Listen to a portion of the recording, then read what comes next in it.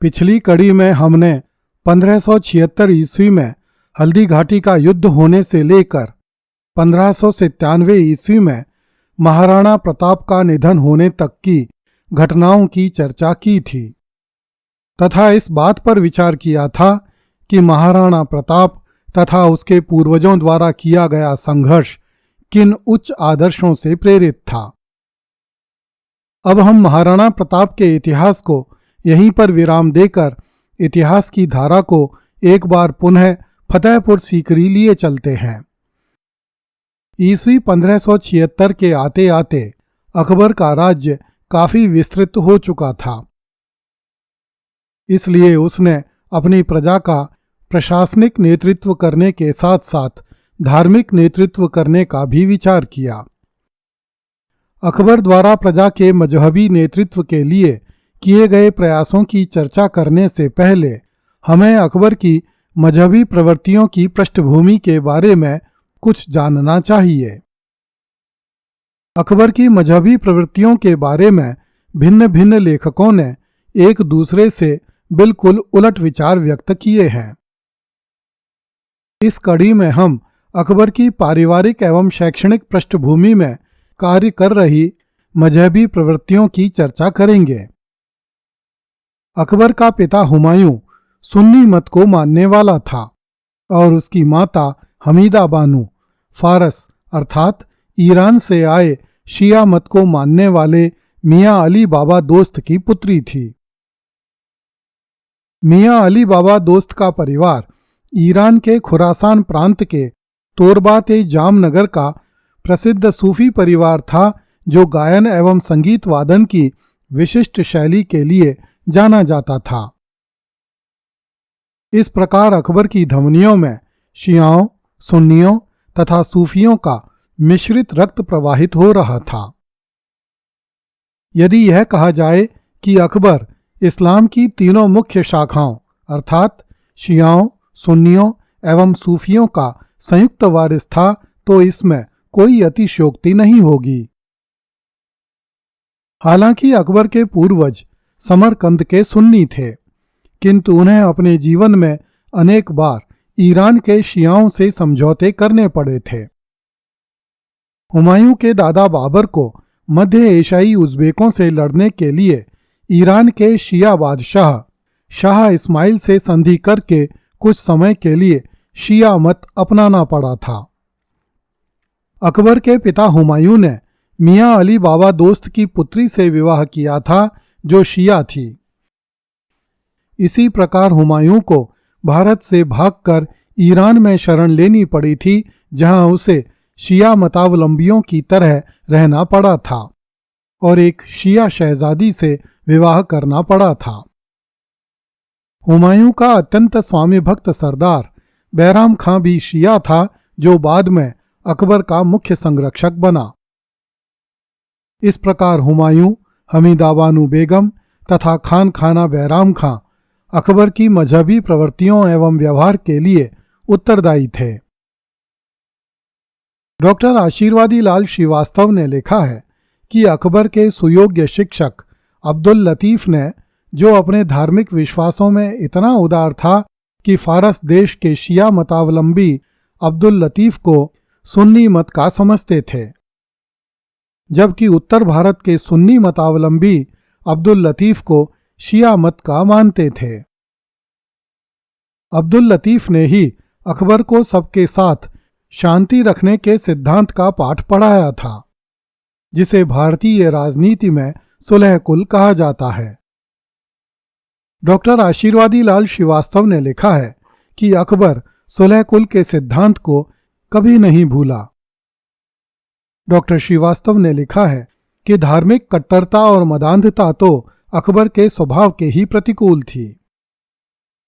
राजारोहण के पश्चात के कुछ वर्षों में अकबर को शाह अबुल मुआली, बैराम खां तथा शेख गदाई सहित अनेक मुसलमानों के विरुद्ध सख्त कदम उठाने के लिए प्रेरित किया गया, किंतु फिर भी अकबर ने किसी प्रकार की कट्टरता का परिचय नहीं दिया।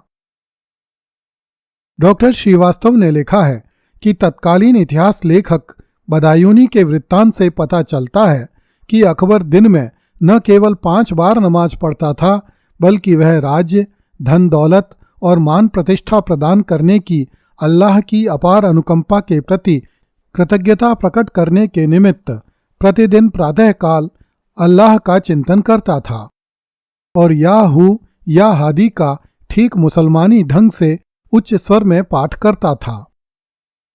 अकबर सुन्नी होने पर भी प्रत्येक वर्ष अजमेर में सूफी दरवेश ख्वाजा मोइनुद्दीन चिश्ती की दरगाह की भक्तिभाव से यात्रा करता था। बहुत से इतिहासकारों ने अकबर की इस धार्मिक उदारता की प्रशंसा की है। डॉक्टर श्रीवास्तव के अनुसार अकबर अपने युग के मुस्लिम बादशाहों से बिल्कुल उलट, उदार तथा व्यापक दृष्टिकोण का बादशाह था। वह वैचारिक संकीर्णता से परे था। डॉक्टर आशीर्वादी लाल श्रीवास्तव के अनुसार अकबर का बाल्यकाल संकटों, षड्यंत्रों तथा मुसीबतों से भरा हुआ होने के कारण अकबर का जीवन तथा धर्म के प्रति दृष्टिकोण एक सामान्य बादशाह से भिन्न होना स्वाभाविक था। उसे कामरान तथा अन्य चाचाओं की धूर्तता तथा राज्य लिप्सा के लिए किए गए षड्यंत्रों से अच्छी तरह अनुभव हो गया था कि अपने ही मजहब के लोग तथा अपने ही रक्त संबंधी राज्य तथा संपत्ति के लिए किसी भी संबंधी के प्राण लेने के लिए उद्धत हो जाते हैं। इसलिए अकबर ने मजहब तथा रक्त संबंधों को ही सब कुछ मानने के स्थान पर व्यक्ति के भीतर बसने वाले गुणों को प्रमुखता दी तथा हर धर्म में बसने वाली अच्छी बातों को स्वीकार किया।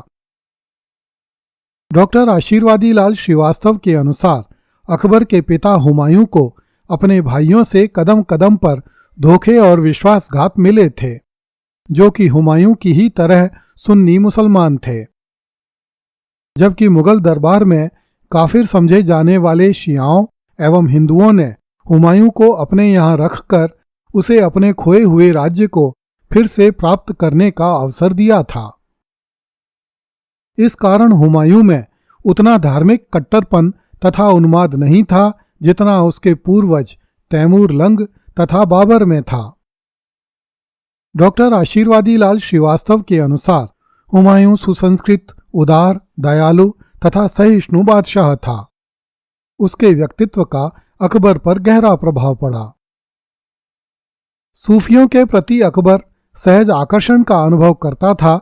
इस कारण वह प्रत्येक बड़े युद्ध अभियान पर जाने से पहले स्वयं अजमेर जाता था और ख्वाजा मोइनुद्दीन चिश्ती की दरगाह पर उपस्थित होकर मनौती मांगता था। अकबर ने फतेहपुर सीकरी में सूफी दरवेश सलीम चिश्ती के साथ निकट संबंध बनाए। बादशाह होते हुए भी अकबर शेख सलीम चिश्ती के मकान में जाकर रुकता था और उसने अपनी मुख्य बेगम को गर्भवती होने पर सलीम चिश्ती के मकान में रखकर उसका प्रसव करवाया ताकि बेगम को इस सूफी दरवेश का आशीर्वाद प्राप्त हो सके और अकबर की बेगमें पुत्रों को जन्म दे सकें। जब अकबर के पहले पुत्र का जन्म हुआ तो अकबर ने इसी सलीम चिश्ती के नाम पर अपने पुत्र का नाम सलीम रखा। इतना ही नहीं, अकबर अपने इस पुत्र को सामान्यतः शेखू बाबा अथवा शेखू कहकर ही पुकारता था। अकबर के एक अन्य पुत्र दानियाल का जन्म भी अजमेर में सूफी दरवेश ख्वाजा मोइनुद्दीन चिश्ती के खादिम शेख दानियाल के मकान में हुआ था तथा इस शहजादे का नाम भी इसी खादिम के नाम पर दानियाल रखा गया था।